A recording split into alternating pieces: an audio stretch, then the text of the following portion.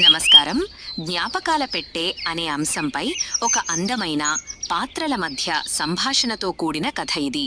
ఈ కథలో భార్యాభర్తల మధ్య ఉండే భావాలను, విలువలను చూపుతుంది. సమీర్ సోఫాలో కూర్చుని తన ఫోన్ను స్క్రోల్ చేస్తున్నాడు. గదిలోని నిశ్శబ్దం అతనికి భారంగా అనిపించింది. అతని భార్య నేహ 2 కప్పుల టీతో వచ్చి కంటికి కనబడకుండానే ఒక కప్పు టీని అతనికి అందించింది. ఇదిగో. థాంక్యూ. వాళ్ళిద్దరూ నిశ్శబ్దంగా కూర్చున్నారు. అతని ఫోన్ స్క్రీన్ని టచ్ చేసే శబ్దం, ఆమె కప్పులో చెంచాతో కలిపే శబ్దం మాత్రమే అక్కడ వినిపిస్తున్నాయి. చివరగా నేహ నిట్టూర్చి టీని పక్కన పెట్టింది. సమీర్, మనం వారాలుగా సరిగా మాట్లాడుకోవటం లేదు. ఏం మాట్లాడుతున్నావు? ఈ ఉదయం కిరాణా జాబితా గురించి మాట్లాడుకున్నాం కదా. అది మాట్లాడుకోవటం కాదు, అది కేవలం పనులు చెప్పుకోవటం. నా ఉద్దేశ్యం మన ఇద్దరి గురించి, మన గురించి మాట్లాడుకోవటం. మనం గతంలో ఎలా మాట్లాడుకునేవాళ్లమో అలా. ఆమె మాటలు అతని మనసును తాకాయి. ఆమె చెప్పింది నిజమే. ఇద్దరూ ఒకే ఇంట్లో కలిసి జీవిస్తున్నారు, కాని వారి జీవితాలను పంచుకోవడం లేదు. ఆ రాత్రి నేహ పడుకున్న తరువాత సమీర్ ఇంట్లో ఉన్న ఖాళీ గదిలోకి వెళ్లాడు.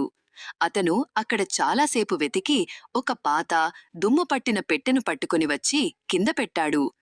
మరుసటి రోజు నేహ ఇంటికి వచ్చినప్పుడు నేలపై పాత దుప్పటి మరియు ఆ పెట్టెను చూసి ఆశ్చర్యంగా అతని వైపు చూసింది. ఇదేంటి? నేను ఆలోచిస్తున్నాను, మనం ఈ మాట్లాడకపోవడం సమస్యను ఎలా పరిష్కరించవచ్చని. నాకిది దొరికింది, మన జ్ఞాపకాల పెట్టె. అతను పెట్టెను తట్టాడు. అతను నెమ్మదిగా పెట్టె తెరిచి లోపల ఉన్న పాత ఫోటోలు, సినిమా టికెట్లు, ఎండిపోయిన పువ్వులు, ఉత్తరాలు తీశాడు. అతని పక్కన కూర్చున్న నేహ కళ్లలో సంతోషం కనిపించింది. అతను ఒక పాత సినిమా టికెట్ను తీశాడు. ఇదిగో చూడు, మన మొదటి సినిమా టికెట్.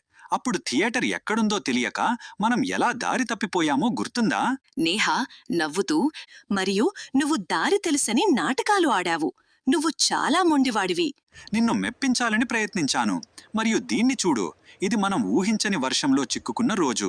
నాకు గుర్తుంది, మనం నవ్వుతూ కారు దగ్గరకు పరిగెత్తాం. అది చాలా మంచి రోజు. వారు ఆ పెట్టెలో ఉన్న వస్తువులను చూస్తుండగా వారి గొంతులు మరింత వెచ్చగా మారాయి. వారి నవ్వులు తరచుగా వచ్చాయి.